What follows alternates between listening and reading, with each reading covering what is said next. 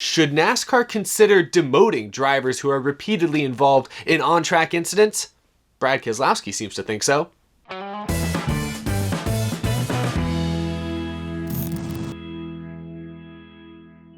How's it going, y'all? My name is Eric, and welcome to Out of the Groove. A lot to get to in this episode, a lot of fallout from yesterday's race at Texas Motor Speedway, but before we begin, today's episode of Out of the Groove is sponsored by Roman. Roman has gotten really involved in NASCAR this year. They were on Ryan Newman's car earlier this season to promote Men's Health Month, which was in June. Right now, more than ever, health might be the last thing on your never-ending to-do list. Roman wants to change that by making it convenient to get the treatment you need right from your home. From the online doctor's visit to the discreet door-to-door delivery, receiving treatment will feel like one seamless experience. If the doctor decides that treatment is right for you after evaluation, medication will be shipped directly to your door with free 2-day shipping. You also get free unlimited follow-ups with your doctor if you have questions or if you want to adjust your treatment plan. From sexual health to daily health, Roman offers treatment for erectile dysfunction, hair loss, skincare, and more. So today, think about what's bothering you and let's move it to the top of your list with Roman. Visit GetRoman.com/groovy for a free online visit, $20 off any new treatment, and free 2-day shipping. A huge thank you to Roman for supporting Out of the Groove and continuing their strong support of NASCAR. Again, head to GetRoman.com/groovy for a free online visit, $20 off your first treatment, and free 2-day shipping. It's a great deal. Definitely take advantage of it. Thank you again to Roman for sponsoring today's episode. We do have a lot to talk about in this episode. We're going to talk more about the fallout from Texas Motor Speedway this weekend. If you missed it,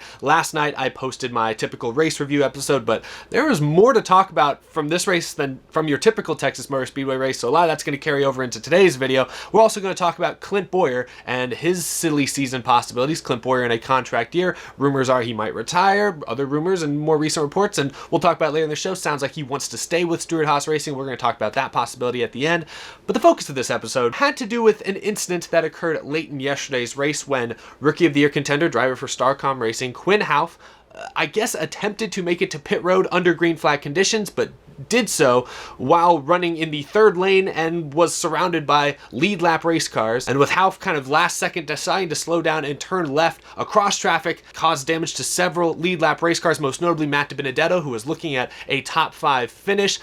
Quinn Houff himself ended up being spun up into the outside wall as a result of the contact, completely destroyed the 00 car. Luckily, Houff was okay after that race, but that caution, let alone the damage it caused to top 5 contenders, also completely changed the complexion of the race. That's the caution that ultimately trapped Ryan Blaney and Denny Hamlin, the two most dominant cars, a lap down because it happened in the middle of green flag pit stops. And so with that caution coming out at such a crucial time, a lot of fans and a lot of drivers certainly took notice, and it led to Brad Keselowski offering up an interesting idea during his post-race media availability. And his comments, which we'll read in just a moment, basically lead to the question, should NASCAR demote struggling drivers? As in, like, if you're in the Cup Series and you're causing a lot of issues, should NASCAR force you to abandon the Cup Series and go back down to Xfinity trucks or something else? Is that something NASCAR should start doing? Could they start doing it? How realistic is this possibility? Brad Keselowski endorsed such an idea after the race at Texas Motor Speedway yesterday. So here's what Brad Keselowski had to say following yesterday's Texas Motor Speedway race. The question is, how do you justify it to yourself when a random incident like that happens and changes the course of the race? And here's Brad Keselowski's full response. I think there are two ways to look at it. There's the entertainment way to look at it and say that probably created a more entertaining finish, so if you like chaos, then that was good. I think on the other side of that, there's the, hey, I'm a professional race car driver that's worked my entire career to get here, had to jump through a lot of hoops to make it, and would like to think that those efforts have created a spot for me in this series to be joined with peers of similar talent levels. I have nothing personal against anyone that has an issue like that, because they do happen from time to time, but there are certainly a handful of drivers that, kindly, I wonder how exactly they got to this level. Part of it plays into all the rules. When you've got this rules package with cars that are super easy to drive by themselves, it's very hard for NASCAR, I think, to be able to tell who's got it and who doesn't. So it kind of puts them in a box until you actually get in a race. But one thing I would like to see, and I think I've been pretty consistent with this, is I would like to see drivers be able to graduate into this level, and equally, I'd like to see them be able to be removed from this level when they have repeated issues. I can't speak enough to the gentleman that had the issue today, but I've seen in the past where drivers that have had this issue multiple times somehow are still here, where I think they should effectively be placed in a lower series or asked to go back to a more minor league level to prove their salt.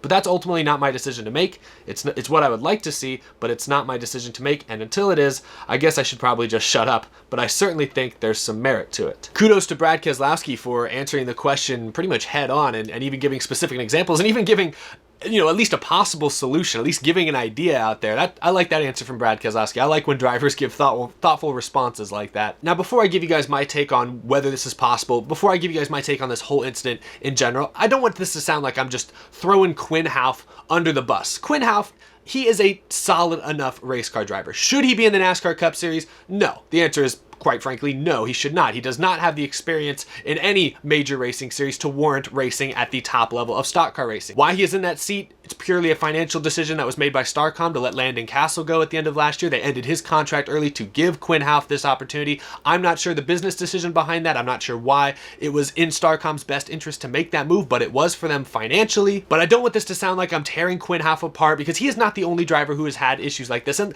in that incident from yesterday, that wasn't a lack of talent issue. That was just a poor judgment moment. That was a moment of poor judgment, and it's just something that happens with a lack of experience. I don't think Quin Houff is a bad driver. He's younger than I am. I mean, he's got plenty of room to improve and grow. He could one day be a legitimately solid NASCAR Cup Series driver, but he's not there yet. And the stats back it up, the numbers, the experience, everything. His history backs me up on this. He has not had the experience, definitely not had the success in any other major NASCAR series to warrant him being on a Cup Series racetrack during a playoff battle, things like that. So I get where Brad Keselowski's coming from, but I don't want this to sound like I'm ripping Quin Houff apart. I don't mean any serious disrespect to Quin Houff. And actually, a quick Google search, I thought Quin Houff was a couple months younger than me. He's actually a couple months older than me, so still, he's my age, still very young driver. Anyway, the idea though that lesser experienced drivers are routinely disrupting the flow of a NASCAR Cup Series race, or are routinely involved in incidents that completely overhaul the running order and completely change things, that's certainly not true, but there have been a couple of fairly high profile incidents in the last year, most notably this Quin Houff one from yesterday.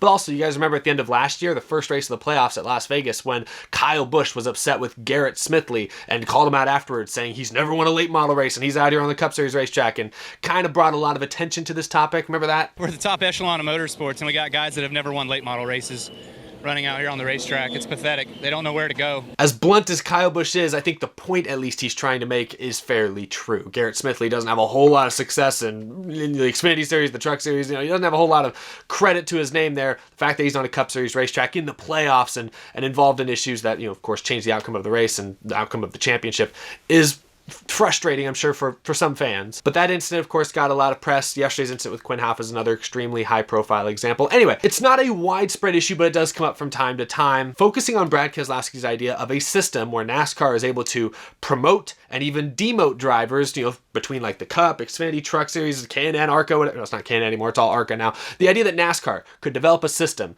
to allow drivers to graduate from one level to the other or potentially be demoted, it's not completely out of the realm of possibility. It's not something that's existed in NASCAR, but it is a system that exists kind of in other motorsports. Admittedly, I'm not that familiar with Formula One, but I know over there, they do sort of have a system like that. I'm not sure how it's calculated. I'm not entirely sure how it's actually run, but I do know there is sort of like a standard. Drivers in Formula One, Formula Two, all the different series over there kind of drivers have to meet a certain standard to qualify, you know, for different race cars, different race series.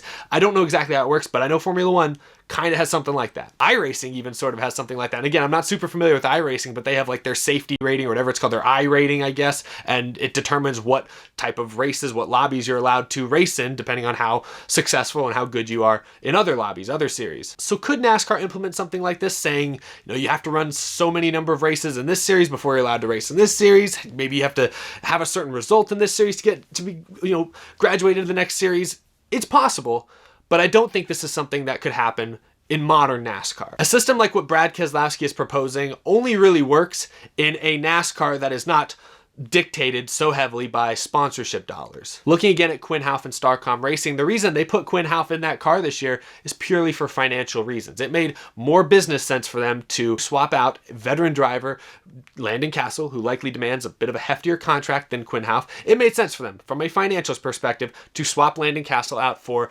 younger, cheaper Quin Houff. Also, I believe Quin Houff brings some sort of funding to that car as well. This is something that's happening more frequently across all of NASCAR the last last several years. The trend of teams opting to get rid of their maybe more expensive, maybe more experienced, maybe better drivers in favor of younger drivers who don't demand as large of contracts and also maybe bring in some of their own funding. That's become the trend. And so as long as that continues to be the trend in NASCAR, I don't see something like what Brad Keselowski is proposing actually coming to fruition. Now, in 2022, NASCAR is hoping to debut the next gen car. And NASCAR leaders have made it clear that the defining feature of the next gen car is that it is supposed to make owning a NASCAR Cup Series race team more cost effective than it is now. And so if that works out and long term it's cheaper to run a competitive Cup Series team, maybe hopefully a lot of teams won't be as dependent on the sponsorship dollars coming in to be able to fund their entire operation, and teams can then go out and actually pick up the most talented driver available and not have to worry about what kind of sponsorship they might have coming in, because money at that point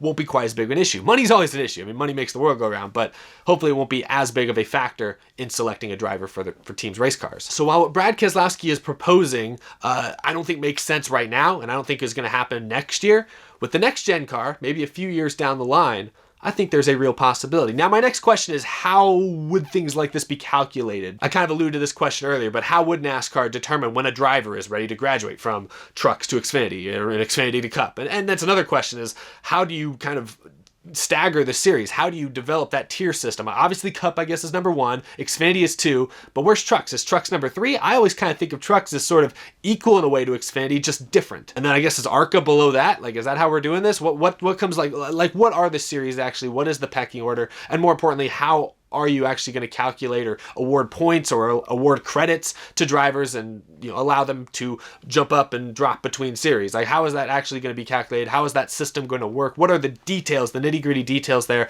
NASCAR would have to figure that out for themselves. They could do it really simply, like, hey, finish top 5 in points in trucks, you've graduated to Xfinity. But again, as long as the cars aren't equal, it's not really fair to compare things like that. The idea that Brad Keselowski is proposing there is unique to NASCAR, and I'm sure many NASCAR fans will react to that quote that I read earlier a bit differently, but I appreciate Brad Keselowski thinking outside the box. I don't see anything like that happening in the next couple of years, but with the next gen car, if it proves to be a success, if it proves to accomplish what NASCAR is hoping it will accomplish, maybe something like this will be possible in the not so distant future, but I guess it remains to be seen. Anyway, I do want to talk a little bit more about some silly season news that came out earlier today. During his weekly media availability, Clint Bowyer dropped some hints as to where he stands right now with Stewart-Haas Racing in terms of negotiating a possible contract extension. I predicted a couple months ago when I first did my silly season predictions video that this would be Clint Bowyer's last full-time season in the NASCAR Cup Series. I predicted he would retire at the end of this year, go right into the Fox Sports TV booth. I still think that is a very likely possibility, but here's what he had to say speaking to the media earlier today, and we'll react to it afterwards. I haven't really talked to them much about it. I mean, I've been talking to partners and things like that, and just trying to do everything that I can do to make sure that all the things line up for next year for them. I mean, that's what I can do is we've got to I got to do a better job inside the race car. We got to do a better job of getting this 14 car back up front where it belongs. Doesn't matter what you do outside the car. If you're not taking care of business in the car, you shouldn't be in any of them. Stewart-Haas is a wonderful organization. I want to be there. I want to retire there, and I love the opportunity, the people behind it. I believe in all the pieces of the puzzle are there. So Clint Bowyer says right there that he would like to stay with Stewart-Haas Racing and that he would like to, I guess, eventually retire with Stewart-Haas Racing. I guess it sounds like he doesn't really want to retire this year with Stewart-Haas Racing, but you heard it here first, or you heard it there. Although Clint Bowyer also says in that clip, he begins that clip by mentioning that he has not had any conversations with any of the leadership at Stewart-Haas Racing. They have not gotten down to any sort of specifics regarding a possible extension. In general, I feel like watching that clip, that's not the normal laid-back, comfortable Clint Bowyer we're used to seeing and hearing from. He seems a little bit uncomfortable there. He seems a little bit unsure of how to answer that question because I bet Clint Bowyer, quite honestly, isn't quite sure where he's at personally. Clint Bowyer's in his 4th year with Stewart-Haas Racing, and he's got 2 wins during that time span. I would say just in general, his time with SHR has been kind of uneventful, has not been super inspiring. I think Clint Bowyer is a solid driver, but outside of 2012, he has never looked like a true contender to me in any ride he's ever been with, any team he's raced for. I like Clint Bowyer a lot. I think he's a great personality, which is why he has been great in TV this year, and I think will be great if he chooses to go with TV in the future. But as Clint Bowyer, the driver, goes, I do think his best years are behind him. I'll bet that's why some of the conversations have stalled. Clint Bowyer may not be entirely sure if he wants to retire or not. I think Clint Bowyer still is kind of weighing that option in his head. I think he enjoys the TV stuff, which is why he's increased his involvement with Fox this year. But I do think Clint Bowyer, he's a driver first. He loves driving, and once you hang up the helmet, once you get out of the seat, it's really hard to get back into it, unless your name is Mark Martin or Matt Kenseth. So I do believe it's a very difficult decision here for Clint Bowyer. Now, he does have roots in dirt. He owns a dirt racing team, so he could always go do that, similar to what Casey Kane has done. But the way Clint Bowyer answers that question, it almost makes it sound like, even the guys at SHR, there's a chance that Gene Haas, Tony Stewart, everybody at that team, they may not really want Clint Bowyer back. There's a real possibility that, much like Matt Kenseth with Joe Gibbs Racing at the end of 2017, he just may have his ride kind of taken from him. He might just lose that ride naturally. In 2017, Joe Gibbs Racing had Eric Jones in their pipeline that they really wanted to bring over to their main group, their main stable. So Matt Kenseth, older driver in a contract year, results had kind of waned a little bit. Made sense for them to drop Matt Kenseth from their lineup. Stewart Haas Racing, they got Chase Briscoe tearing it up in the Xfinity Series right now. I still think Kyle Larson, of course, who says he wants to get back into the Cup Series at one point, I do think that's a conversation that will be had if it hasn't already been had. So I do think there are a few very talented young drivers that Tony Stewart and Gene Haas are looking at to possibly fill one of their seats. Clint Bowyer, older driver, production has declined. Just may not be in the cards for him to stay. If we look at Clint Bowyer this year, he is currently 15th on the playoff grid, 36 points to the good. So he's on the bubble. Once again, remember in 2017, his first year with SHR, he missed the playoffs entirely. It's been an up and down tenure with Clint Bowyer in that 14 car. Like I said earlier, I think it's overall been kind of disappointing. So we'll see what happens beyond this year, but that's the first really anyone's asked Clint Bowyer the question straight up. Hey, what's going on for 2021? Have you had any talks? Are there any plans in the works? That's the first time he's really been asked that question head on. And I thought the way he answered it did not have the confidence I'm used to seeing from Clint Bowyer. So take that for what it's worth. I personally still think Clint Bowyer is likely done in NASCAR full-time as a driver at the end of this season, but it's unclear whether it'll be his decision or will it be more the team's decision, perhaps. I don't really know right now. Clint Bowyer is a great personality for NASCAR to have, which is why I hope he goes over to TV. I think he will do wonders for an otherwise kind of stale Fox broadcast, you might say. So I hope that is in the cards for him after NASCAR racing is done for him. But there you have it. There's Clint Bowyer's silly season update. Hopefully we'll have more here in the coming weeks and in the coming months as the season starts to reach its climax. That is a possible explanation as to why he hasn't had conversations with SHR leadership is, with the pandemic, we don't even know the 2021 schedule just yet. The 2021 schedule was supposed to be revealed back in April. Remember that? It was supposed to be released in April, finalized all that stuff.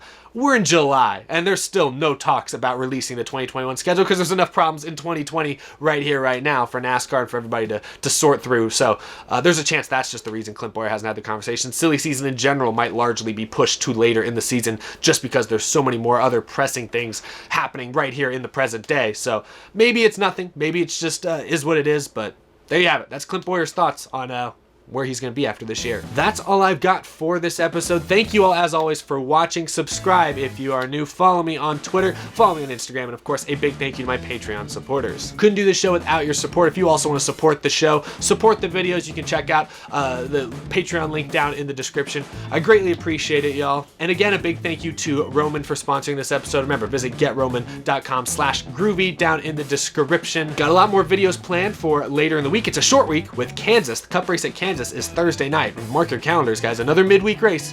Hopefully this one is not affected by weather and we can really see what a midweek race is all about. Anyway, it's a short week, but I got a lot of videos planned. See you all again very, very soon. Take care. Stay safe. See you guys in a few days.